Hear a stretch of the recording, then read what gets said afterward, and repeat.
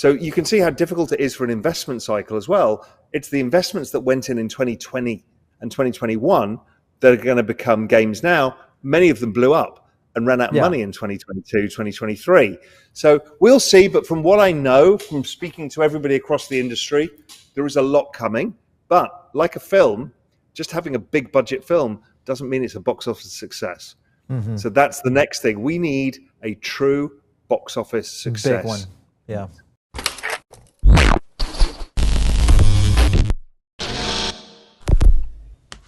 The meme coin industry is at the center of the chaos that is the cryptocurrency market. For early investors, it was a gold mine, but now it's a circus. With modest market caps, the initial wave of meme coins skyrocketed to unthinkable valuations. In record time, some of them reached $1 billion. Almost every day after that, however, new coins were introduced as the floodgates opened. Pump and dump scams increased as a result of institutional players squeezing in, flooding the market with tokens. With coins being purchased and then dumped within hours, meme coins in particular have become a haven for quick money schemes, leaving real investors vying for the leftovers. As the market becomes a maze of unproven new tokens, it is now getting more difficult to identify legitimate investment opportunities. But perhaps this mess is the first step toward a fresh start. Like cockroaches, meme coins will always survive. Consider Dogecoin as an example. It has been in operation since 2013 and continues to grow. Paul Barron and Raoul Pal had a conversation about why the cryptocurrency market might continue to be unstable until 2026. They claim that the current state of the market is simply too chaotic to stabilize.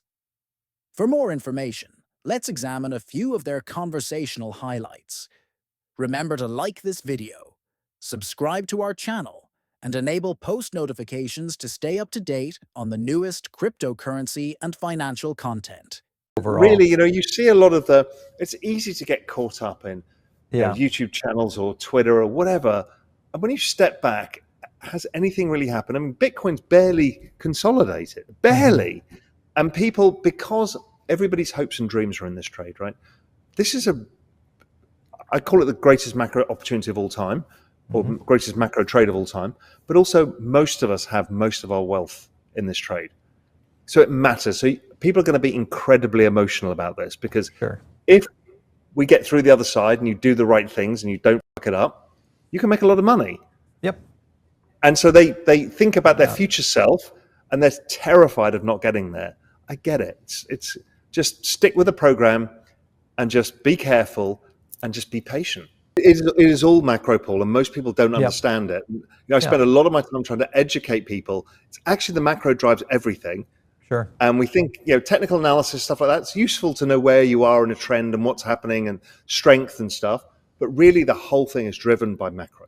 I'm not sure Grand Theft Auto will have any Web3 elements in it. But what I do know is there are so many big grade A games being built on blockchain rails across many ecosystems. And as I said, Off the Grid on Avalanche was the first kind of big one. But I know Sui have a lot coming. I'm sure Solana do too. I'm sure there's stuff on EVM.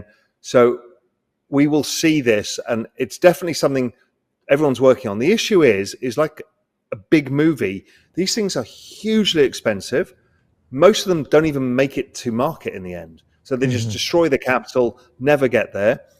The cycle of building one of these games is kind of 5 years. Yeah. Or 4 years. You can see from Grand Theft Auto, it's actually matches the business cycle every time, and it tends to come out at the end of the cycle. So it takes 4 years to build a game of that magnitude with infinite resources that they've got. So you can see how difficult it is for an investment cycle as well. It's the investments that went in 2020 and 2021 that are going to become games now. Many of them blew up and ran out of money in 2022, 2023. So we'll see. But from what I know, from speaking to everybody across the industry, there is a lot coming. But like a film, just having a big budget film doesn't mean it's a box office success. So that's the next thing. We need a true box office success. Big one. Yeah. Yeah, I think, look, Sui's the right step. Building hardware is very difficult, which is why I think the original design, I mean, obviously I'm on the foundation of Sui, so I know some of this stuff. And, building hardware is very hard. But getting a Web3 handset to 10,000 people to start with, getting people to use it is the same as the Solana phone idea. Yeah. Before you know it, you're getting airdrops for doing it. You're participating in Web3 gaming, and it starts building an ecosystem. But again, it's all around this same idea that gaming is one of the single largest use cases of the internet. And so we're talking, 1 billion people, 500 million people. These are very, very big cohorts of people that would benefit from Web3. So it's obvious they're going to keep going after this. The more that's built on top of XRP. So XRP is in an exalted situation because there's a lot of holders. But the activity was, A, under pressure because of under lawsuits. Yep. And B, a lot of it was the potential of how much can we use for stuff. And there is a reasonable amount of use of the XRP ledger. But if you're starting to build new applications like DeFi on top, you're only going to build value in Metcalfe's law terms, which is network value. So it can only be a net positive if people start to use it, because there's a lot of users, there's not enough things they can do with their XRP. So we've had some memes on XRP, that was a use case, more DeFi on XRP, more use case. Then you've got something much bigger than the original thing. So, for me, all blockchains about proving yourself and proving network value by building value. And if they can do that, good for them. There's going to be a fight for TikTok. And the fight is because it's all about AI, feeding the AI content. It's the reason Elon bought X. It wasn't about freedom of speech. It was about, we need the broadest number of views of humanity on this platform that I can scrape the AI for to create robots that can speak and live with me in my household. So TikTok is a very exalted asset. Not only does it have great AI algorithms itself, but the sheer amount of facial imagery, human movement, human voice is very valuable. So I don't know who's going to get this, but it's going to be a political agreement who's going to get it. Yeah. And so it's going to be somebody, it could be Microsoft, it could be, I don't know. I would doubt if Kevin O'Leary and a group of others will get it against that, because people know it's a very crucial asset. Raoul Pal emphasized that the present state of the Bitcoin market has encouraged younger investors to be financially indifferent, which has resulted in a more speculative economy. More and more investors are pursuing large returns while frequently ignoring the risks involved. Pal underlined that active users are what drive network value, with the blockchain transferring the total value. He noted that Ethereum, despite fewer transactions, benefits from a larger and expanding user base, while Bitcoin maintains its high value due to its enormous transaction volume and strong US base. According to Raoul Pal, the financial system is moving toward a blockchain-based future that will result in faster settlements and hyper-efficiency. Additionally, he anticipates that blockchain adoption will be significantly influenced by gaming communities. Pal pointed out that Ethereum is working on creating a scalable platform, which will be essential in the future, despite the difficulties. To delve further into Raoul Pal's insights, let's go back to the interview and view additional clips. I kind of knew this one was coming. We'd heard rumors about it. Dave Portnoy as well. It's just been this endless cycle of people who are trying to capitalize in on this. Okay, fine. The issue being is that everybody's getting destroyed by this. Yeah. So if we go back to meme coins 9 months ago, you could make some money. They would go from a low market cap, and then maybe they go to $1 billion. And people had a real chance. And then more and more issuance came, and more kind of insiders were part of it. And it just became this endless slew of new issuance, of which the people would get out after day 5, and then day 3, and then day 2, and then hour 5, and then hour 2, and then hour 1, and then 30 seconds after launch. So they've got faster and faster and faster and faster, and more and more of them, that what we've done is erode all the opportunity out of the whole thing. And maybe that's the good thing. Maybe we've actually finally reached the bottom of this. And some memes will survive because memes survive all of humanity. So Doge has lasted since 2013. Right. So some stuff will survive. But I think what we've done is hyperscaled this cycle, destroyed all of the excess gains that were possible. And that's hopefully the end of a lot of this. I think the difficult thing is most of these people are not us.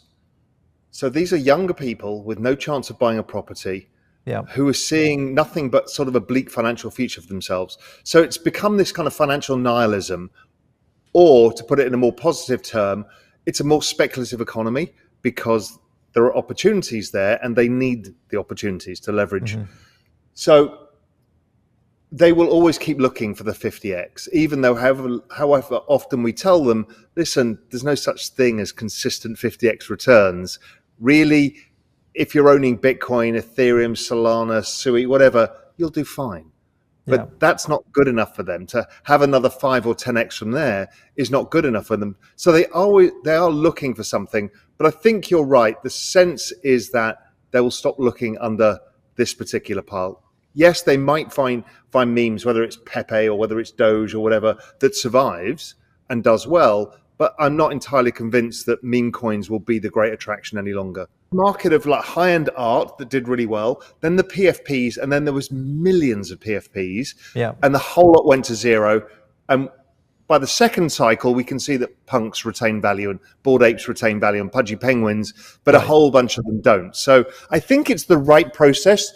The creative destruction cycle in crypto is very fast and very brutal, and that's maybe a feature, a benefit. It's a feature, not a bug.